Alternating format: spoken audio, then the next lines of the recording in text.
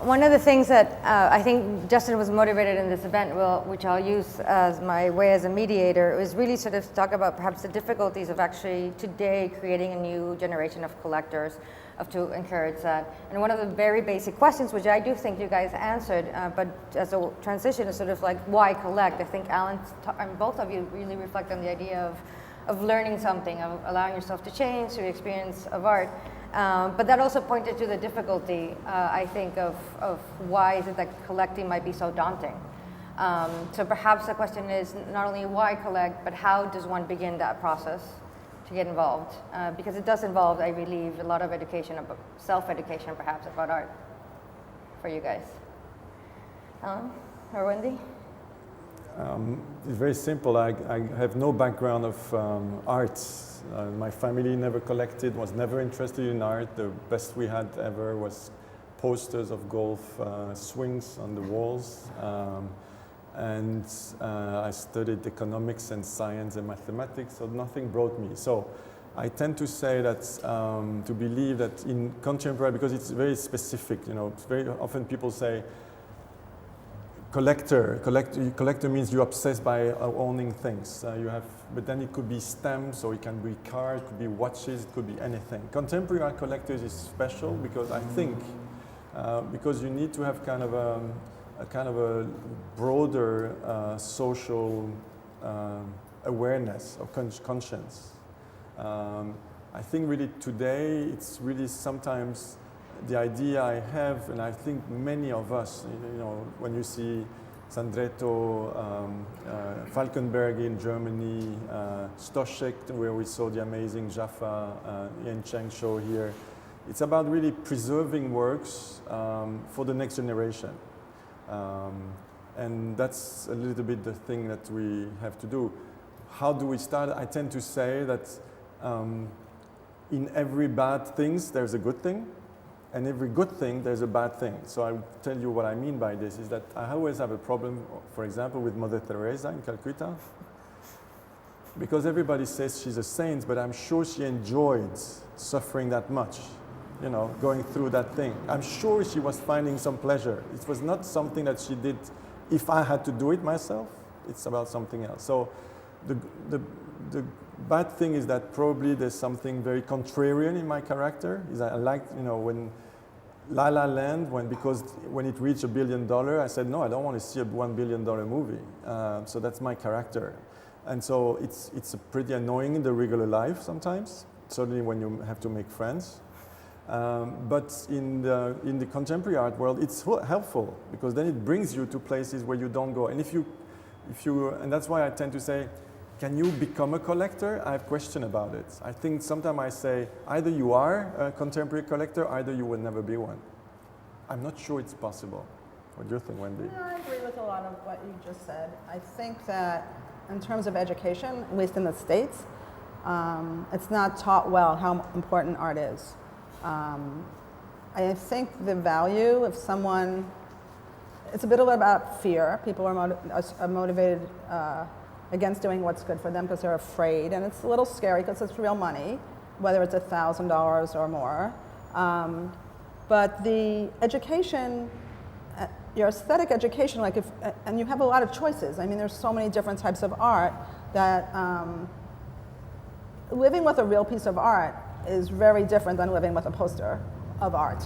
It's very different than living, you know, and I think that if people could be educated more, and also all the glitz and all that stuff around the art world, you know, it's a very small part of the art world. There's really, you could go into galleries really any time and talk and learn, and it's not even like, I never really want to pressure anyone to buy things. You know, they can go back and not buy things, and you know, you'd like them to, but want them to be happy with it, but there's so much fear. But I do think that some people are just not going to be into, they don't have the patience to walk around even a museum or to understand art, and that's okay. I mean, that happens. Some people don't like fashion. Some people don't like opera. It's that way. But I think the worst and the hardest thing is about money. You know, I think every dealer has the same experience. Well, they'll say, you know, they were scared, they won't spend $5,000, but by the end of the day, they've spent $1,000 on dinner, and they went shopping at Bergdorf's, and they spent $5,000 on nothing really. So it's a bit about education for me, and I don't really have a solution how to change it. And now I think it's worse than ever. The press and the global press about art fairs is just so daunting. I think it's a lot of fear people have. That's an interesting thing, fear. Again, it's a question of character. Fear is something which is built by society to put the limits to what you can do and not do. When Lily Allen did that song, Kissing a Girl, I mean, everybody was like, what? Kissing a girl? I mean, you can do it. Now, today, it's pretty well accepted, and you can even kiss a boy without being plastered. But it's about that fear, that society creates fears, and the collector, like the artist as well, by the way, because I often say that collectors and artists are two sides of the same coin. We don't meet so often, but we are very complementary, and in a way we're very similar.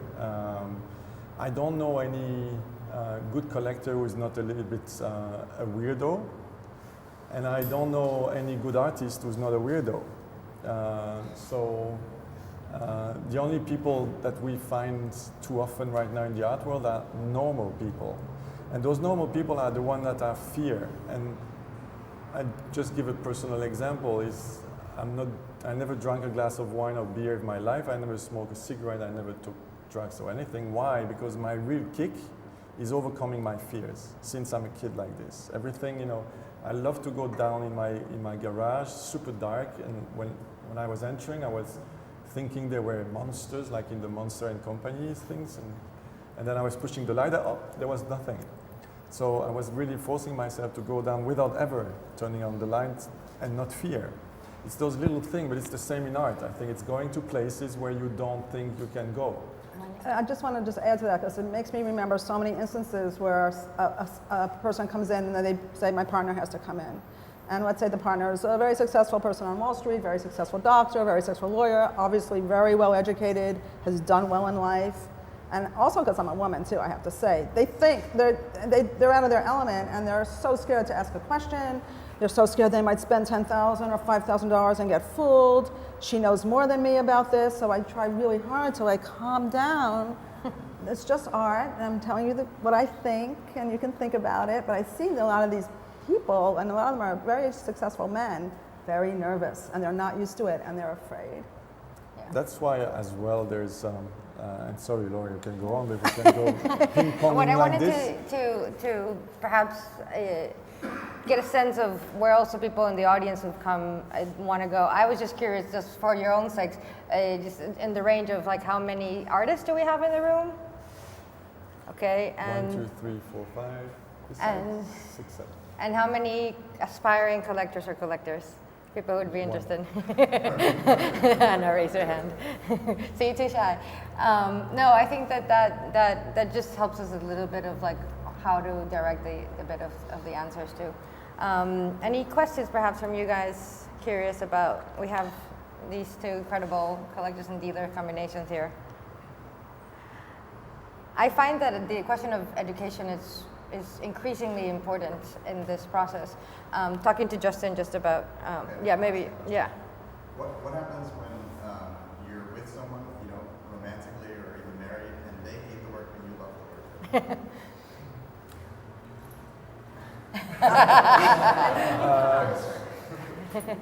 work? We funnily enough, it rarely happens. Really, that's something, a total disparity, it rarely happens. It can say, Eva likes to say, yeah, I understand why you like this one, maybe I would take the other one, but I'm not the only one doing that kind of thing. As mixing collectors, we sometimes try not to speak. We go to an exhibition, we don't say anything. And then we choose mentally, and she chooses mentally, and we are struck by the number of times when we agree. So it can happen that we don't like. The thing is that there's one thing where we have to agree is what we're going to put around us when living in the house. There's no way of putting a work that we don't agree on in the place we live. For the collection, it can be that sometimes I can maybe buy a work that she will not like. And it happened that I buy a work that I don't like so much because I know she likes it particularly. But, you know, because it's something personal, sometimes we are quite Depends on your aligned. relationship.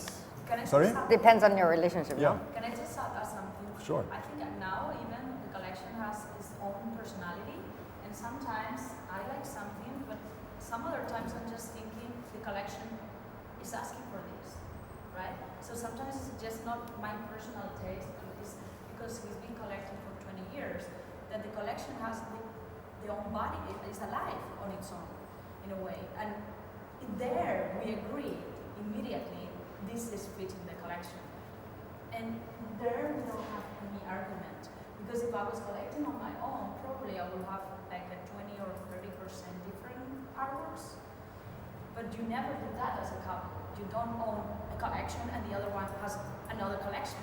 If you do that experiment, probably the 20% will be different. But funny enough, I agree. The 90% of the time because of the collection and the themes and what we live, we end up living the same and seeing the same. And I like another thing that Alain always says is that when we go, for instance, to a Biennale and you ask people in Venice Biennale, and you always say that, and it's funny, you ask the people and normally we all agree. Because there is something in the quality, even if you don't know the artist, but you end up, if you see a lot of museums, and you visit a lot of museums, galleries, not art first, but you visit places that you learn and you are able to distinguish that there is a good combination between the idea and the representation and the formal part. Most of us agree this is a good piece. Either maybe you are not buying it, but you agree that it's a good piece. But life is more complicated now because I speak to gallerists now on art fairs and they say, life is so hard because, you know, on the Friday of the opening day, the collector will come with his wife, and on the Friday, he will come with his mistress, and they must all agree. So that's become very complicated when you have to have everyone agreeing. Wendy. Is it true? Not with me. I don't know. I might just don't see it. I have no idea. It's like, oh, I thought it was his daughter. Okay. The two sides, the collector artist two sides, maybe instead of going to the difficult sides, maybe going into a bit interesting and some positive and interesting experiences between perhaps you as a dealer with a collector and an artist, and you, Alain, within you and an artist as well. Sort of important experiences and developing yourself as a dealer in relation to a collector and yourself as a collector in relation to an artist. Please start. I think that, and I don't know, every collector is different, but the most important experience in terms of collecting, again, is having supporters that are collectors who you can go to. And we were just talking about this, where museums have financial needs, huge financial needs. And the departments have financial needs. And the curators want to buy a lot of different really great art, you know, they're seeing now for various reasons. And they don't have the money. So let's say one of my collectors really believes in one of my artists and the Museum of Modern Art wants to buy it. I can go to that collector and say, look, it would be so good for this work to be in this collection for these reasons. I just need this much money. And with my artist, it's not that much money, honestly. And I can go to 3 different people if I need to put it together. And so the partnership, this is what I was trying to say before, it's not just decorating your wall, it's a partnership. And the collector becomes a partner in helping the gallery, and the gallery is really not making that much money, and it could take a couple years to go through, even if it's $15,000. It's insane. But it's this kind of tenacity that you're doing if you believe in the artist, and the curator does, and the collector does. It's a 3-pronged team of a deep, like 2 sides or 3 sides of a coin that work really hard to have things on the wall. So when people go to museums, they don't know how they got there. They just think it's important, which maybe is a little cynical sounding, but I'm really not sounding that way. It's a way to infiltrate the museum, and it's not part of the movie stars buying art, and it's not part of the glitz and the glamour and the parties and the dinners and the interweaves, but it's really not that. It's just a partnership. And I think that, for me, is the most important thing with collector, to have a partnership of support and the artists know what's going on. I'll answer my question, but I'd like you, Laurie, to keep that one for later. Because Wendy has been speaking a lot about museums. I'm a little bit tired of that myth of the museum. Because at best, a museum will show the same 3, 4, 5% of their collection ever. So when I hear sometimes a museum, a gallerist telling me, I want to keep this piece for a museum, I want to kill someone, because you know it will be shown more at my place than it will be shown in a museum. So it's a myth. You're at the MoMA. When I see an artist saying at the MoMA, but I should add, has it ever been shown at the MoMA? Because, you know, being owned by the MoMA is not. So my artist thing, just keep that question, we can go on that debate after. We'll go so the debate about sometimes the gallerist. Yeah, you guys go for it. Sometimes the gallerist making life a little bit easier to the collectors to acquire, because we speak about fear, but I can tell you that even a top 200 world ArtNet collector like me, I mean, I still have sometimes difficulty getting prizes, and I have, for example, a problem getting prizes from you, Wendy. On the Carolee Schneemann, I'm trying to get through Lara Pan that was at MoMA PS1 that I never got an answer about. So, Lara Pan, through Lara Pan. So whatever, but it's sometimes complicated. So artist collectors, I try to be very careful with that relationship, because we're living in two different planets very often. And I tend to say very often that there is a class struggle going through the art world. Very often, and as you know it because you're writing about it, if you read the essays of Ben Davis and things like that, you know it is. So, you know, it's sometimes, the artists, they need the collectors to acquire their works, but they will never share the same planets in many ways, because in a way they want to criticize the system of which the collector is part of. So I'm very careful in trying to befriend artists, which means that very often I tend to acquire the work before knowing the artists. It's always very ambiguous when I meet the artist before, because this guy needs me to pay his rent. So is he going to answer me honestly or whatever? Or I'm not sure. I'd been at Betty Tompkins' studio like 10, 12 years ago. I'm not sure she was even. I'm not sure she had a gallery at the time. But it's always that thing, you know, whether. It's always something I try to be very careful with. So you have to keep some objective distance with the artist, you mean, so it doesn't I'm get careful of not confusing relationship. That's one of, in an article as well, I said, what's my art world PV? First of all, I learned what a PV word was, because I didn't know what it was, but it's what is it that I really don't like in the art world? Hypocrisy. Is that we're all supposed to be friends, but all there is that when you stop buying, suddenly no one's your friend anymore. So it's depending on your level of purchase, you'll get VIP, VVIP, or no VIP, nothing. And it goes very fast when it stops. So that's the thing. So I'm careful with the relationship with the artist. Sometimes after it's very interesting, because then it confirms what's happened and so on, and the relationship is much easier. Or sometimes I befriend artists of which I know and they know I will never buy their work, which is fine. Then we can speak about the art world without that ambiguity. So, Wendy? I was just going to say, I would agree with you, but from about the museum, but from experience, and I totally agree that the museum will buy something and put it away in storage and not show it. However, Also private collectors.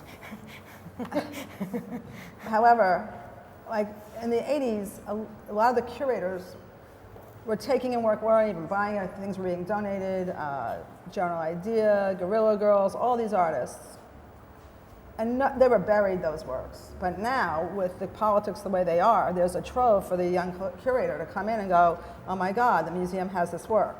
It takes that new generation of curators, 20 or 30 years. So I might sell something to the museum now, and they might not show it, but in 30 years, when goodness knows what's going to be going on in the world, there will be artists who spoke about it now, because I know they see the future.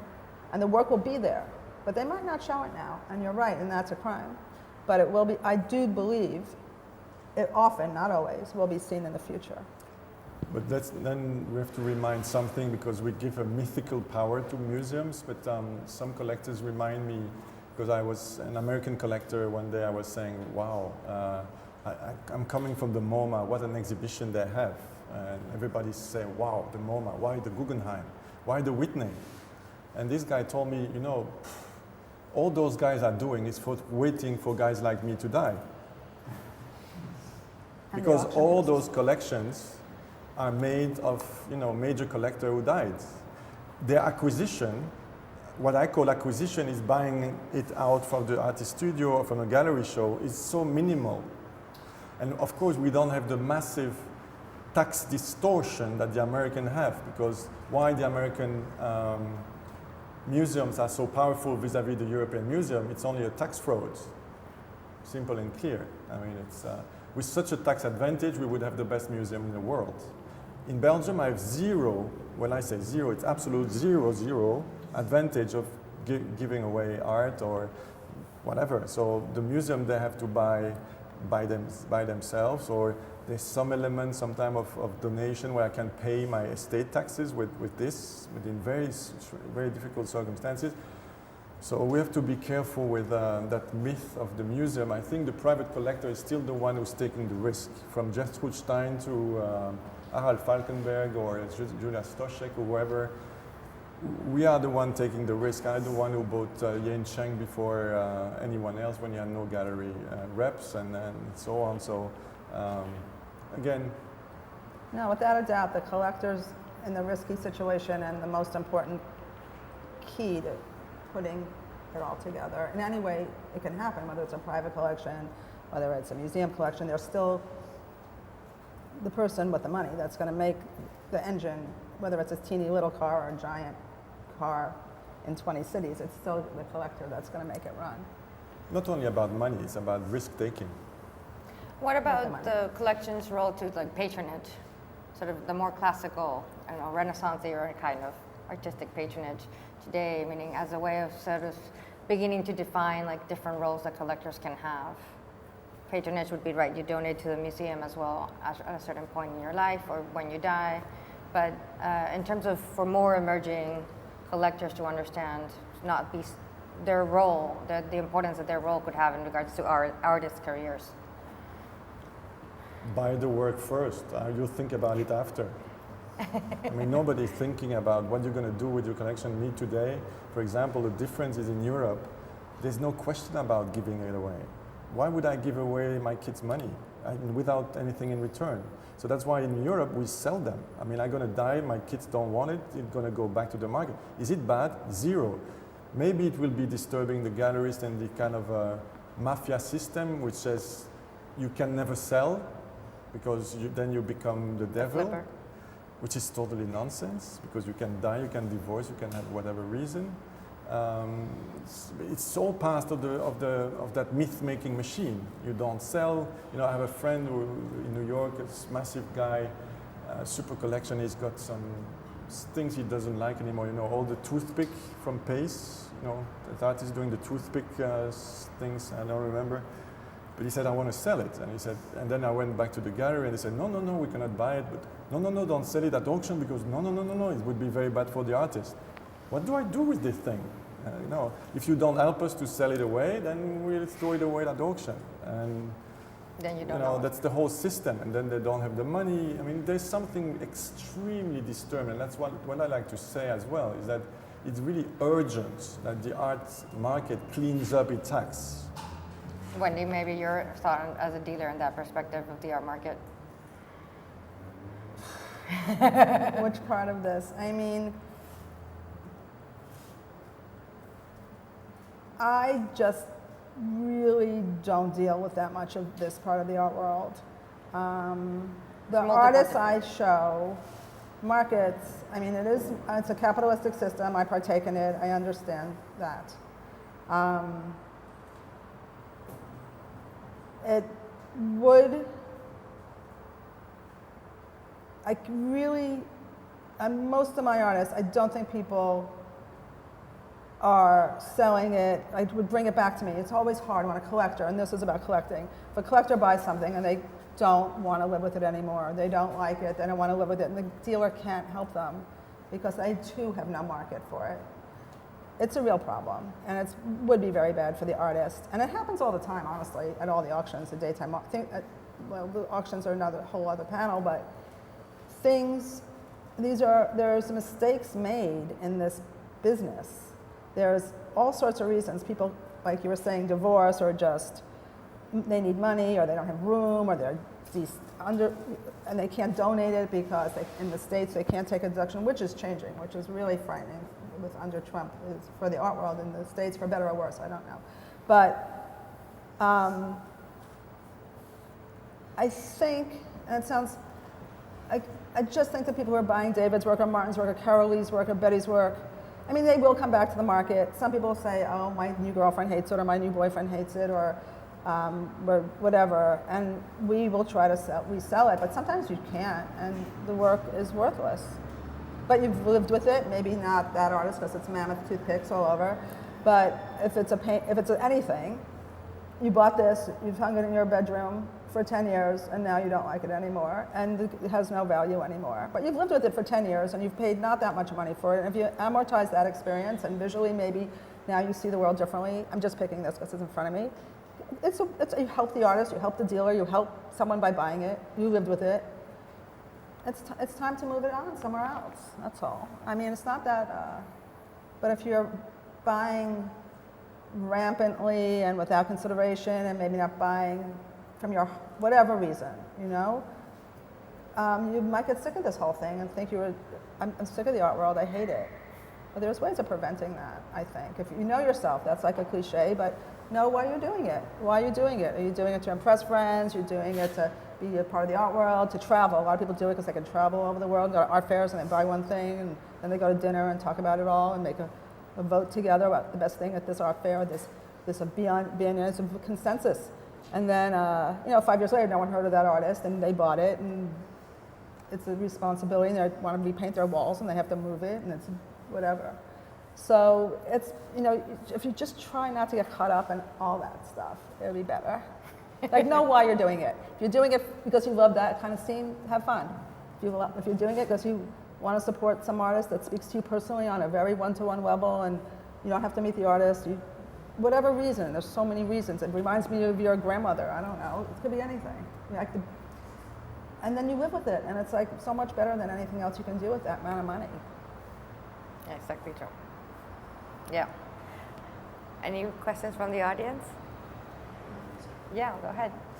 Yeah, thank you first. Welcome.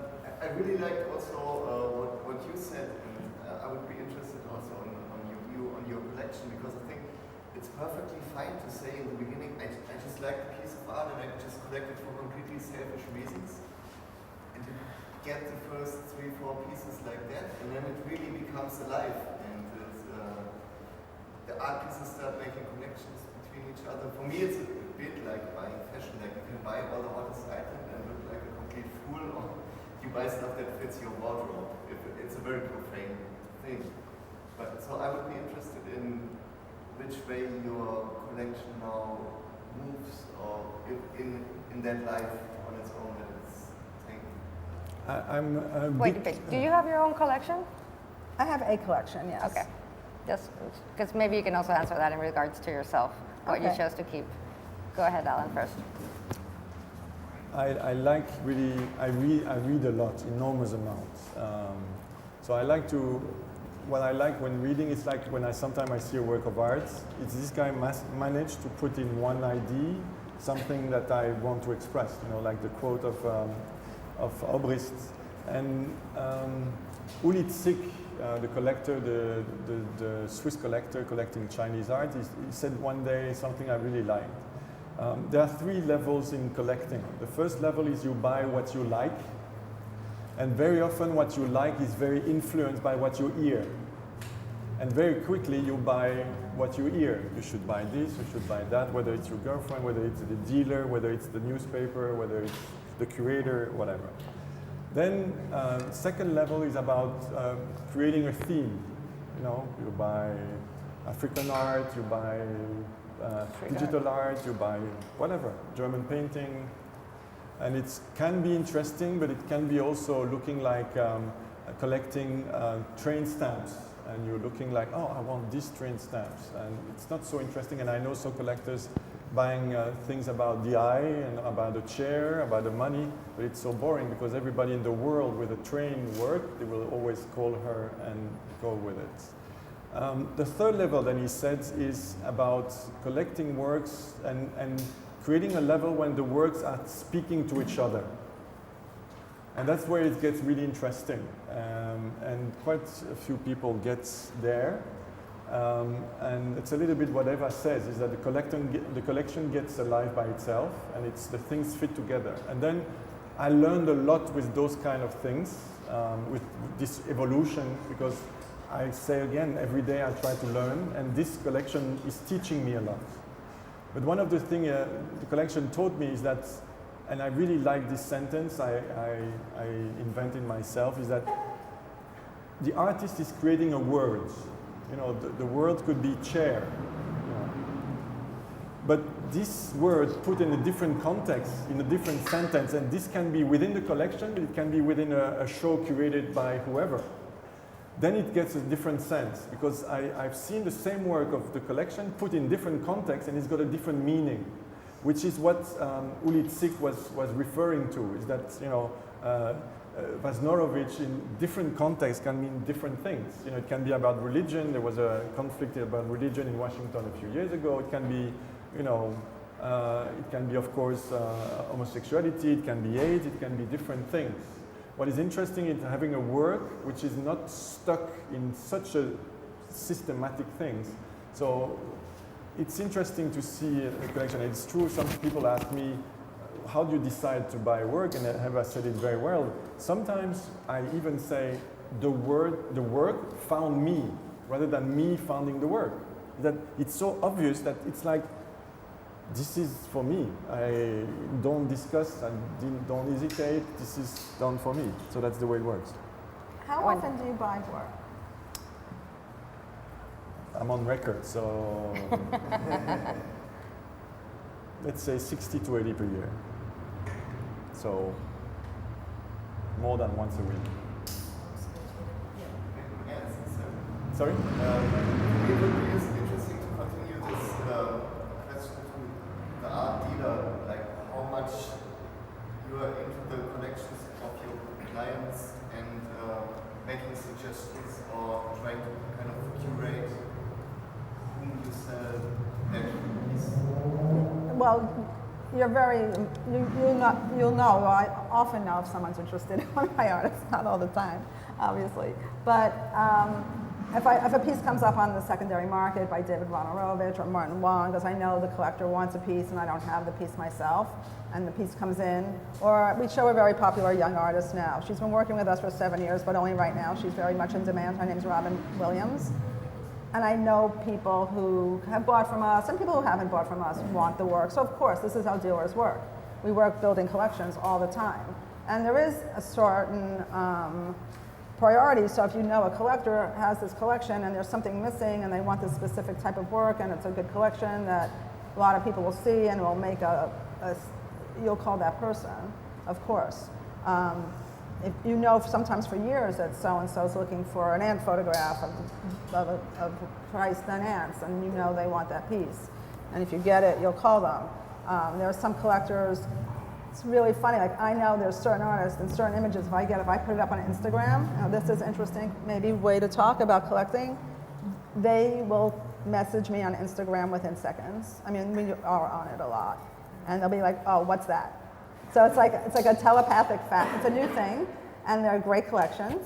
But it's almost like I don't have to send an email. I used to have to write a letter or send a slide or call, and then now it's just like boom out there, and it's fun. That leads me to another. So I'm not on Instagram, and so I'm fucked. But Twitter.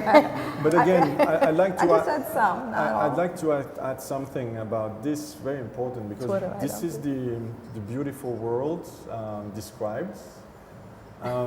Me, I will tell you another way, is that I'm coming from financial industry. Financial industry, I sell financial products to people for 25,000, 100,000, 1 million, 5 million, 20 million. So I know what it is. The first thing, sometimes people come in the street or know me and say, what do you think about buying Apple computer stock? And I say, how do you want me to tell you whether to buy Apple if I don't know your patrimonial? Because if you're super loaded in Facebook, Apple, and so on, I would tell you no. Right now is not the right moment. You have zero, fine, no. You need money for your college of your kids, no.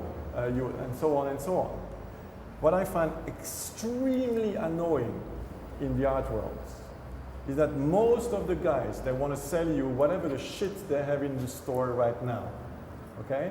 And they, for me, it's very, very simple because I'm one of the most vocal collectors you'll find in the world. You Google me, you find half my life, or 3/4 or 90%. Everybody knows I'm not buying painting. And I still get every week dealers telling me, "Dear Alain, I think this new artist in the thing could be," and I open the PDF, it's full of painting. I said, come on, guy, are you deaf or what? First. Second, there is 180 dealers coming to Art Brussels. My collection is open every day from 10 to 2 for 5 days of the fair. It's very simple. The dealers not making the effort to visit the collection, they're out. Don't buy from them anymore. Simple. You're not interested in what I'm doing, I'm not going in your booth. Why would I be? You're not interested in what I'm doing, I'm not interested in what you're doing. And so on, and so on, and so on. I mean, it happens so much. And sometimes dealers are complaining that the word is so harsh with them, but I can tell you, being a businessman in many different fields, our dealers are the worst business people I've ever met in my life. So they don't know about how to make business. And that's one of the problems that there is. So I want that to be improved before people start. Well, there's very different kinds of dealers, Sorry? of course. There's very different kinds of dealers. Of course, it's like everything else in life. There's good one and bad one, but I'm talking about average. It's the same with the collectors and the artists and the dealers. Yeah. Yeah. Think carefully before you jump in with your life, with your commitment as an art student. If you come out of art history with a degree, now you want to open a gallery because you think it's so much fun. If you have some money, you get your Christmas bonus and want to buy art, and then all these things all seem like some fantasy life, but not everyone's cut out. It's really not everyone's cut out to be an art dealer who opens an art gallery, because it's really, really hard.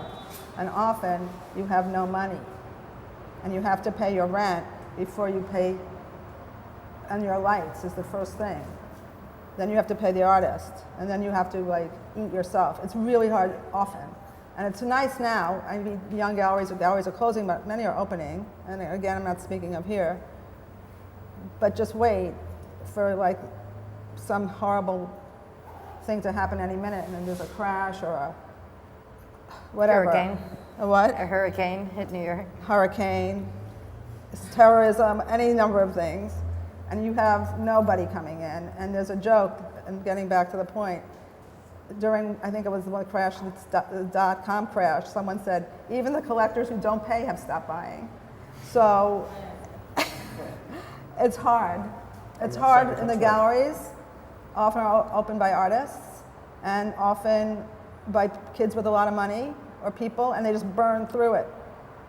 And now it's really hard too for dealers because they have to travel a lot. So it's, for artists, the choice to be an artist, the choice to be a dealer, it's a lifetime commitment. It's not like, I think I'm going to be an art dealer, I think I'm going to be an artist. You have no choice. Yeah. Well, that's some real talk. Thank you for joining us, everybody. What a round of applause for our speakers. Thank you. Thank you.